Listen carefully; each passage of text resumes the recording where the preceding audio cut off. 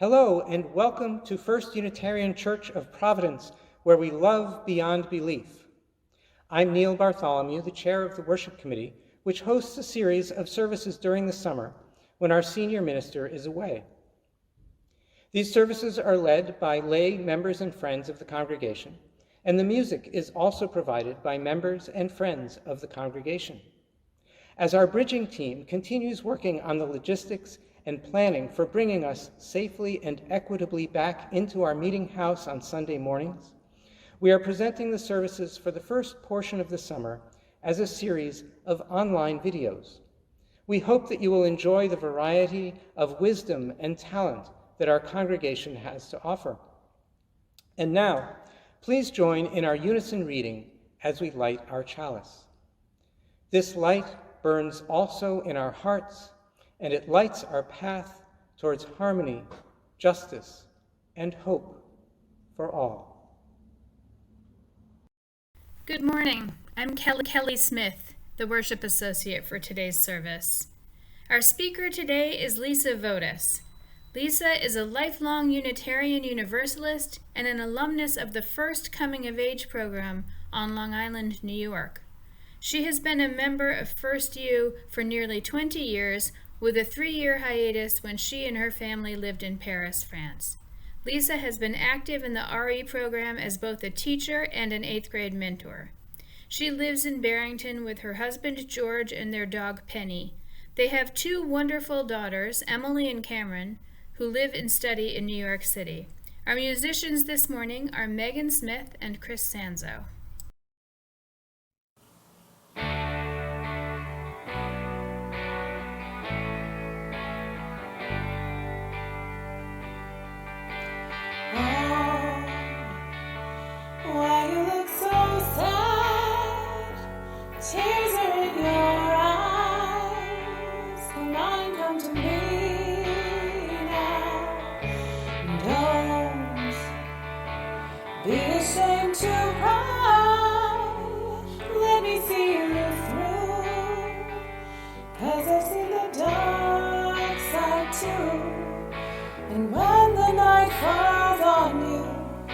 You don't know what to do.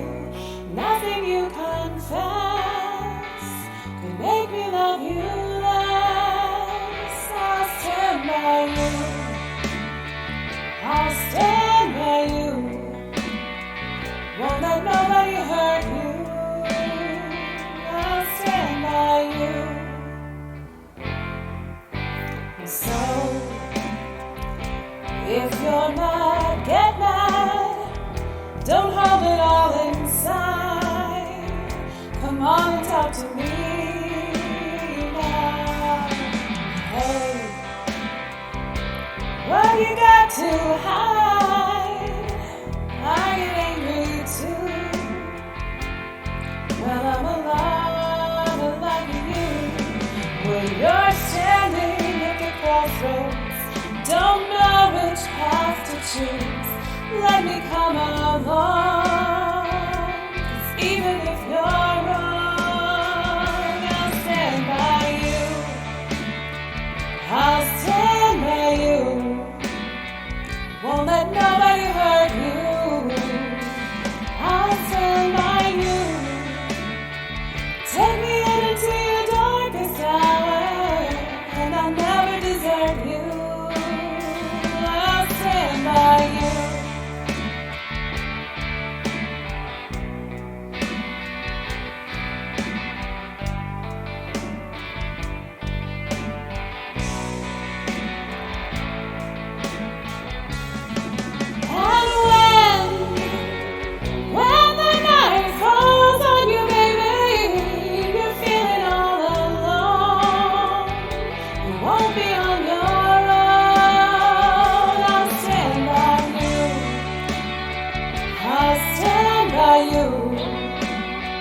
Won't let nobody hurt you. I'll stand by you. Take me into your darkest hour, and I'll never desert you. I'll stand by you. I'll stand by you. Won't let nobody hurt you. stand by you. Take me into your darkest hour, and I'll never desert you. I'll stand by you. I'll stand by you. Won't let nobody hurt you. I'll stand by you. Take me into your darkest hour, and I'll never desert you.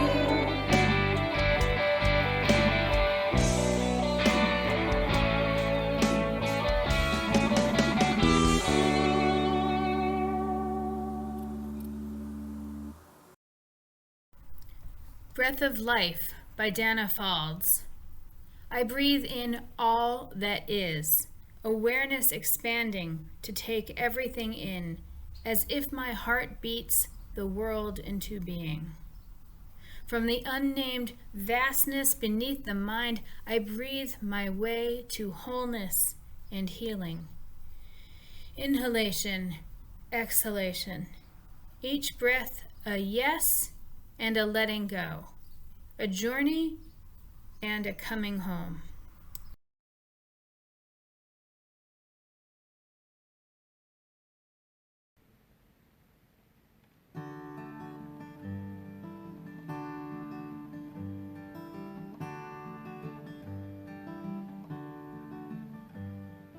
When I am frightened, will you reassure me? When I'm uncertain, will you hold my hand? Will you be strong for me? Sing to me quietly. Will you share some of your stories with me? If you will show me compassion, then I may learn to care as you do. Then I may learn to care. When I am angry, will you still embrace me? When I am thoughtless, will you understand? Will you believe in me? Stand by me willingly. Will you share some of your questions with me? If you will show me acceptance, then I may learn to give as you do. Then I may learn to give. When I am troubled, will you listen to me? When I am lonely, will you be my friend? Will you be there for me? Comfort me tenderly. Will you share some of your feelings with me? If you will show me commitment, then I may learn to love as you do. Then I may learn to love.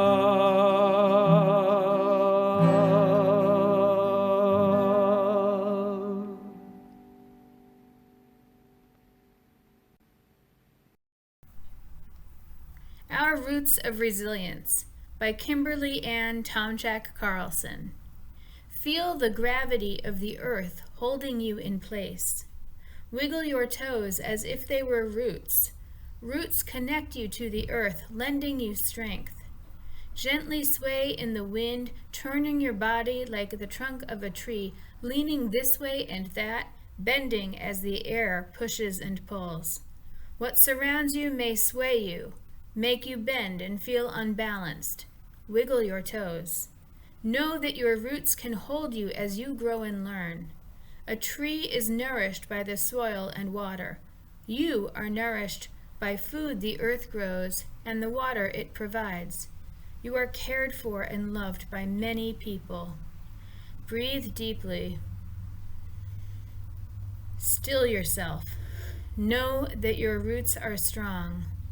Wiggle your roots. Now please join me in a moment of silence.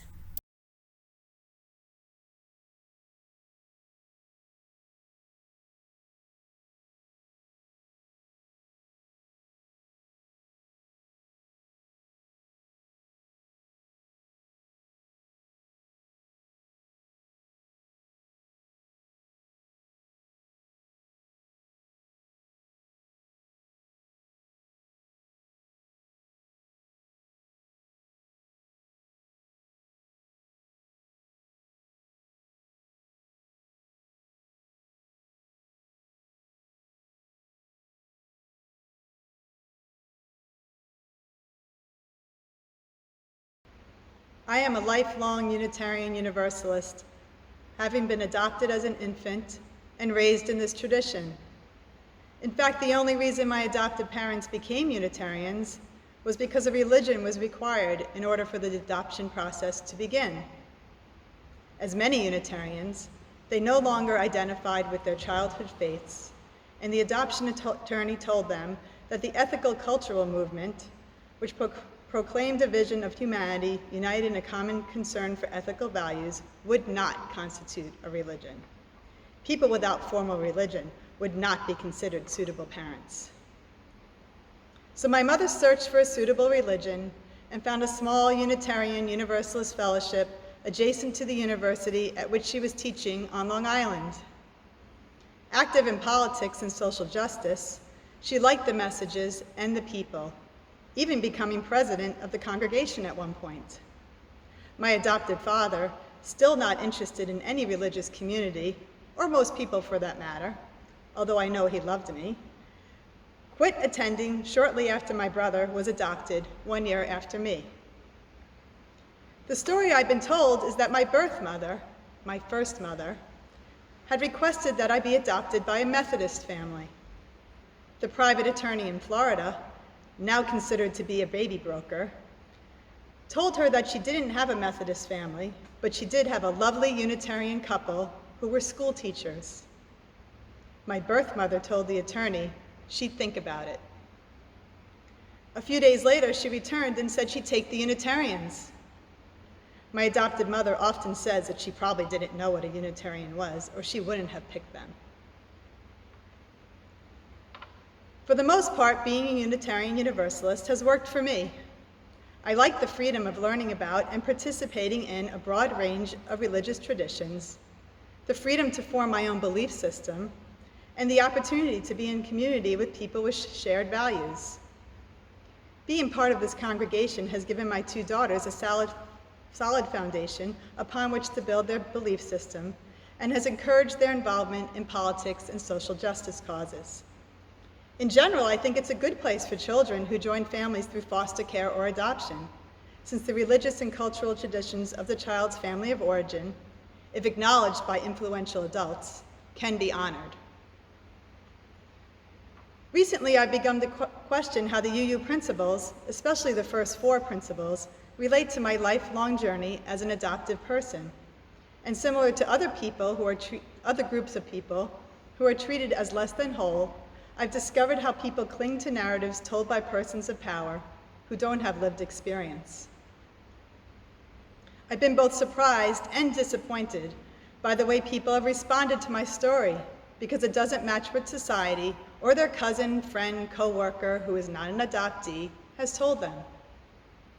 People also feel a huge need to defend my adopted mother against my identity search, as if I'm somehow disloyal for wanting to know my own heredity and history and my truth.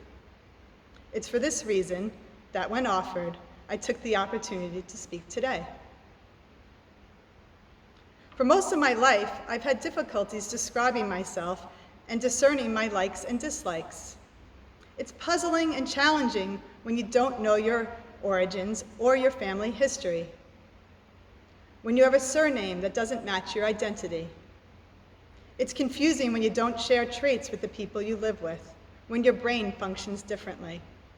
It's strange when you don't look like your parents or your siblings or your extended family members.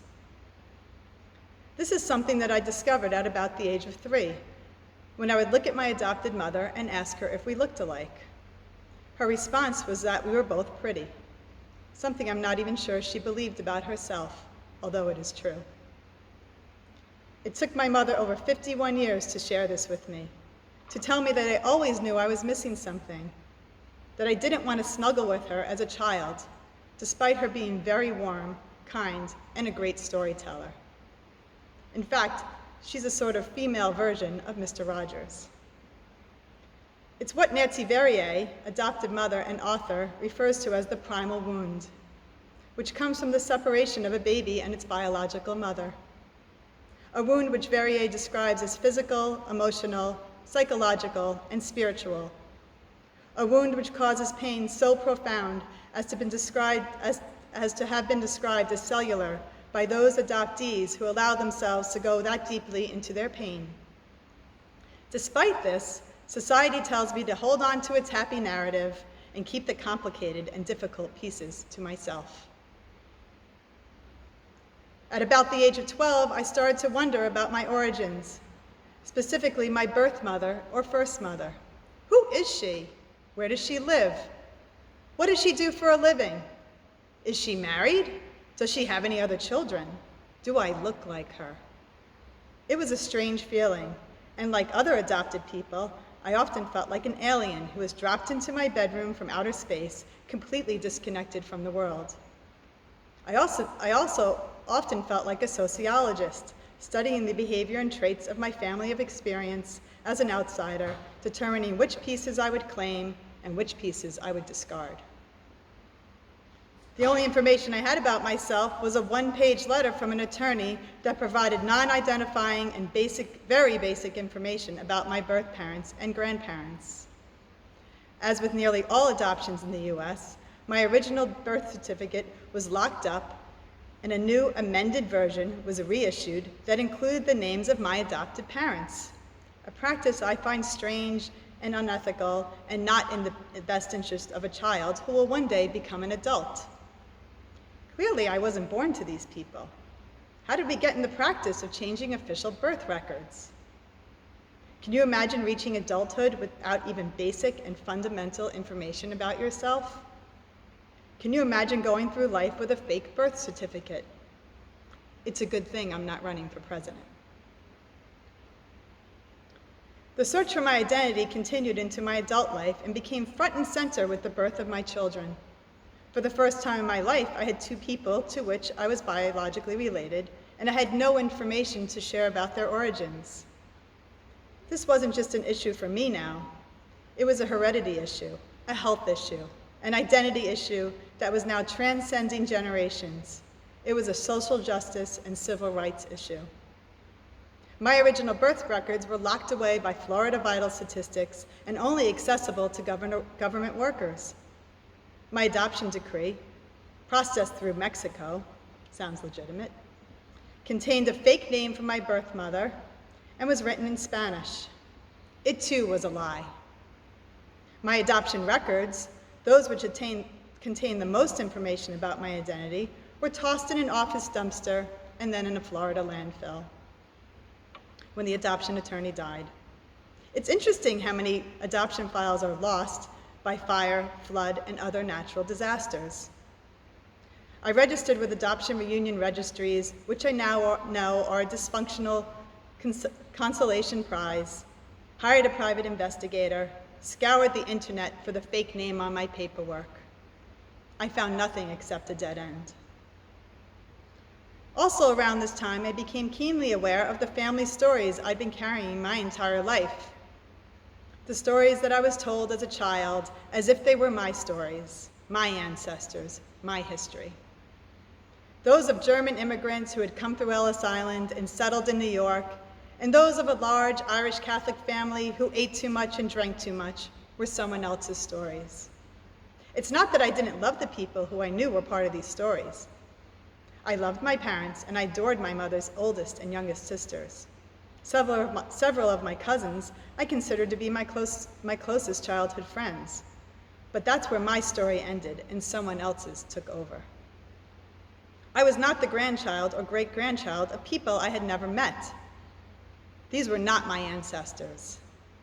The volumes of genealogy research collected by my adopted father throughout his lifetime will never be my story. I wonder if my father even considered the fact that my brother and I had no history of our own, as he spent countless hours at the kitchen table researching and recording his family tree. This may have worked for me when I was a child, but it certainly didn't work for me as an adult. I recently heard this lack of information referred to as information poverty by Dr. Gina Samuels, Associate Professor at the University of Chicago's Center for the Study of Race, Politics, and Culture. Information poverty is a situation in which individuals and communities within a given context do not have or are denied the requisite means and abilities to obtain efficient access to essential information, interpret it, and apply it to their well-being, safety, and health. It can be characterized by an information infrastructure that is poorly developed, fully absent, or internally prohibits one's access. In the case of an adopted person, it could also be referred to as an information desert. This lack of information and transparency makes me think of the fourth UU principle, a free and responsible search for truth and meaning. Adopted people are often denied basic and important information about ourselves. We are forced to live a life filled with blanks. We can never complete medical forms, participate in biology assignments, complete family tree assignments. We are not denied this information for our own good. We are denied it because people in power find it to be in their own best interest. Then in 2018, a friend who knew of my many years of searching listened to a podcast about a Facebook group called the Search Squad and forwarded me the link. The first step was to register with the group and provide the little information I knew about myself. The second step was to take a commercial DNA test. I mailed away for a kit, spit in the tube when it arrived, and sent it off. Several weeks later, I had my results, which indicated a close relative match. I shared DNA with both a first cousin and a second cousin. I rushed home from work that evening with a pizza and spent the next 7 hours, one long night into the wee hours of the morning, building my family tree with my daughter and a kind genealogy researcher called a search angel. What the search angel and I pieced together that night resulted in the discovery of my biological father and two sisters, presumably half-sisters, located in Nashville, Tennessee.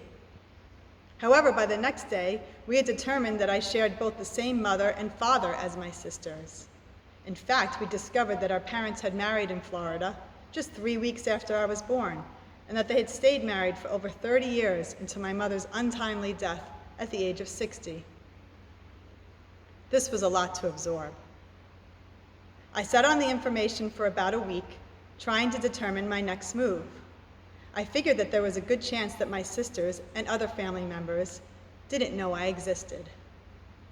I contemplated contacting one or both of them, but in the end, I decided to contact the person who would know the truth, the guy with a Facebook profile that pictured a well-dressed elderly man eating a plate of oysters, my 88-year-old biological father. I put together a package of information with an introductory letter and photos and mailed it to his Nashville home, the beautiful home in which he had lived for nearly my entire life. He received it 2 days later, opened it on a Saturday, and called me the next day. Our first conversation was short and friendly. He briefly introduced himself with his Southern accent, gave me some fatherly advice on engineering programs for my daughter, and told me he'd get back to me in a couple days after he'd spoken to his daughters. His other daughters, I wanted to remind him, but I didn't. Instead of that second phone call, I received a heartfelt email from my sisters introducing themselves. He had sat them down the day prior and told them that they had an older sister, a sister who had been kept a secret for over 50 years. A few weeks and many email messages later, my father and sisters flew to meet me in my neck of the woods. They came to New England, where we spent 3 days and 2 nights together at a beautiful inn outside Boston. Seeing people who looked like me for the first time, at 51 years old, was completely surreal. Talking to people whose brains functioned like mine, who even dressed like me, was completely mind-boggling. These were my people, yet they were also complete strangers. While sitting on a couch together alone for the first time, my biological father told me that this, my relinquishment, had been the worst decision of his life, that he had been a coward. My immediate response was to tell him that he was being very brave now, which was truly how I felt. How much easier would it have been for him to tell me to get lost, to shut the door in my face, to not interrupt his comfortable life, to save him this embarrassment. This was an act of humility and kindness. This was an act of love. In the days and weeks following our initial reunion, I found myself very angry. How could a well-established family with so much give their child away? This doesn't fit the adoption narrative. Isn't adoption supposed to be in the best interest of a child? Isn't adoption something that's done for children and not to children? Aren't birth mothers a mess? Aren't they lacking resources to raise a child? Isn't that child better off with different parents because the biological parents are too young, too poor, too uneducated? Society loves this narrative. The poor, orphaned, and unwanted child finds a new home with loving parents who have plenty of resources and lives happily ever after. In fact, what I've learned is that this narrative is often false. Many birth mothers, especially those in the 1950s through early 70s, were shamed into relinquishing their babies simply because they were unmarried. They were deemed unworthy of raising their own children. They lived with this secrecy and shame, often unable to conceive other children and often dying at a young age. When I think about the first UU principle, the inherent worth and dignity of every human being, I think about my birth mother and how she likely had no choice. Even at 26 years old, she was a person non grata, ashamed into giving me away because society deemed her unworthy and flawed. I mean, wasn't it her fault that she got pregnant before marriage? Gabrielle Glaser, in her new book, American Baby, talks about there being very little compassion for birth mothers in this country. It's as if they're just a baby vessel and not a real person with feelings and hopes and dreams. Society likes to believe this false narrative that they will simply carry on with their lives as if nothing has happened. This first UU principle about the inherent worth and dignity of every human being also makes me think about myself. Our lives do not start when we're adopted, but that's what we're taught to believe. Our lives start in the womb, with a cellular attachment to our mothers. Adoptees are told to be grateful, with no acknowledgement of the loss we have incurred. For anyone else who has lost a mother, there is deep empathy and compassion, but not for us. We are silenced and are expected to react normally to an abnormal situation of being separated from the person who is supposed to nurture and protect us. A frightening and traumatic experience for an infant or a child, no matter how kind and caring the adopted parents. In the recent New York Times bestseller, What Happened to You? Conversations on Trauma, Resilience, and Healing, by Dr. Bruce Perry and Oprah Winfrey talk about the period between 0 and 2 months of a baby's life and how it is instrumental in the development of a child. For adopted persons, it begs the question of how the trauma of being separated from our birth mothers has impacted us. Think about the fact that we don't separate puppies or kittens from their mothers, but yet we do it to human beings. For me, after 6 years of self-reflection, I see how the separation has impacted me, how it forced me to build a fortress around my heart, how it turned me into a chameleon and a people pleaser, focused on the needs of others rather than my own, how it threw me into my career and my work in a quest to forge an identity where one was missing. When I tell people about the discovery of and reunion with my family of origin, the first question is often, what about your adopted mother? How does she feel about this? With no consideration for my feelings. Why do people continuously make me feel guilty, like I'm somehow having an affair with another family? Why do people assume that I would immediately walk away from people with different religious and political views, rather than see this as an opportunity to connect across the cultural and political divide and to understand myself and my identity? Why can't people see the kindness of an old man who regrets the decisions of his early life and has let down his guard and opened his heart? Why can't people see that we are trying our best to understand and to forgive and to love? This makes me think of the second UU principle, justice, equity, and compassion in human relationships. Being questioned and interrogated when I share my own lived experience has been deeply hurtful.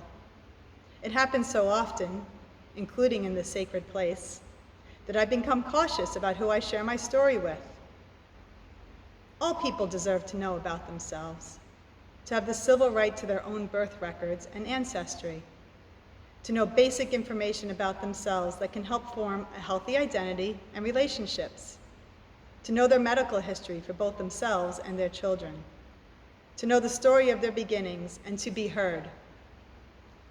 All women have the right to keep their children and deserve compassion, empathy, and support in cases where they feel they can't, and especially when they aren't given a choice. It also makes me think of the third UU principle, acceptance of one another and acceptance of those who are different. More than acceptance, I challenge us to fully see and to love those who are different, to build bridges, as Reverend Liz talked about this year. This is something I've been taught by my adoptive mother, who has provided me with many of the tools to forge through this journey. She is steadfast in her liberal views, yet constantly reminds me that we can agree to disagree with others on topics both big and small. It's important to understand our beginnings in order to understand ourselves. In searching for my birth mother, I uncovered a family secret and found both my family of origin and, in many ways, myself. In the past 3 years, I've had to work through the grief of a lost mother and have lost years with my siblings, aunts, uncles, and cousins. In doing this, a life previously filled with blanks has also become more complete and whole. In finding my truth, I have been forced to confront the complexity of my life as an adopted person, to understand adoption's impact on me, to own my own story and not someone else's, to open my eyes to laws and practices that are shrouded with secrecy, shames, and lies, to see beyond cultural and political differences, to give myself permission to love more than one family. My hope in telling my story is that we can have more empathy and compassion in our society, and especially in this community, when we are vulnerable and share the truth of our lives with each other and the greater world.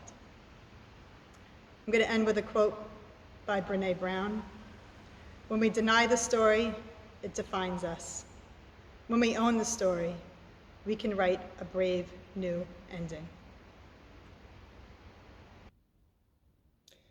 In this unusual time when we cannot be together as we are accustomed, the work to fulfill the mission of our church continues.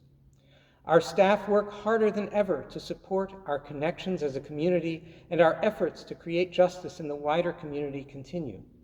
The need for us to fund these efforts is even more important than ever. Please go to firstunitarianprov.org and click on the Give menu.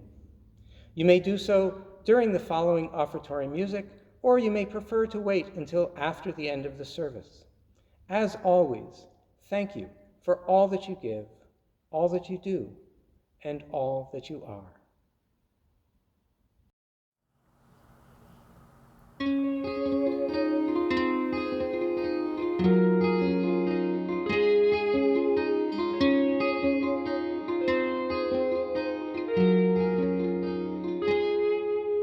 If you wait for me, then I'll come for you. Although I've traveled far, I always hold a place for you in my heart.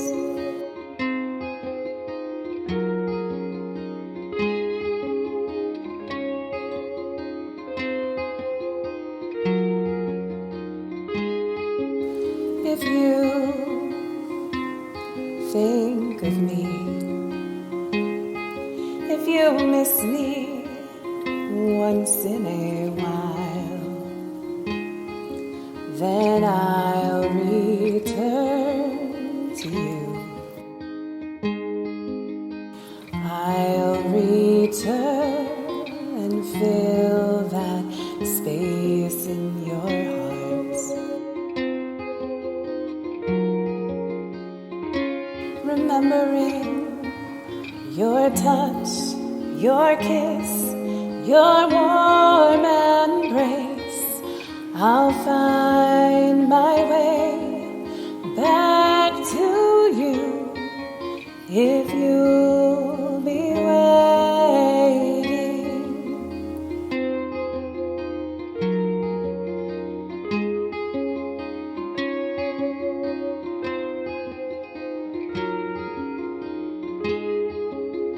If you dream of me like I dream of you, in a place that's warm and dark, in a place where I can feel the beating of your heart. Remembering your touch, your kiss, your warm embrace, I'll find my way back to you if you'll be waiting.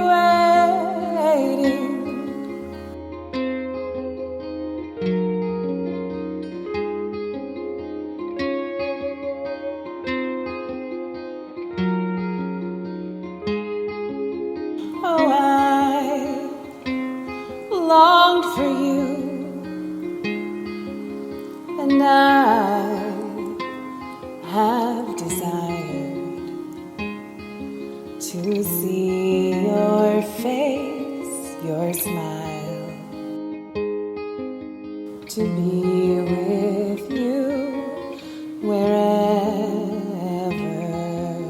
you are. Remembering your touch, your kiss, your warm embrace, I'll find my way back to you. Please say you'll be waiting.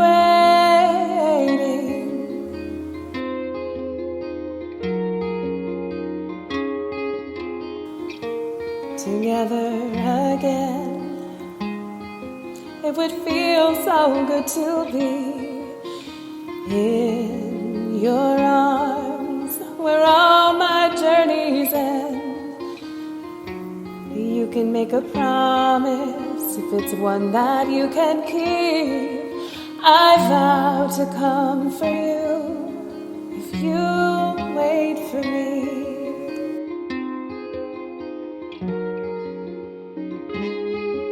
And say you'll hold a place for me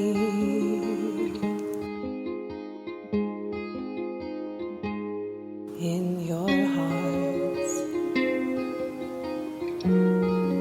a place for me in your hearts, a place for me in your hearts, a place for me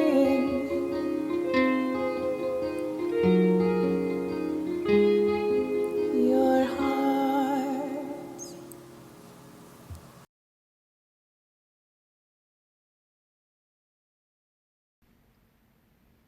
We hope that you've enjoyed our service today. As a self-supporting congregation and a beloved, aspiring community, we rely on generosity and commitment to keep us vital and relevant. We invite you to practice generosity and dedication by going to www.firstunitarianprov.org and clicking where it says Give to support the mission and vision of this church. And now please join me as we extinguish our chalice. Carry the flame of peace, love, and hope until we meet again.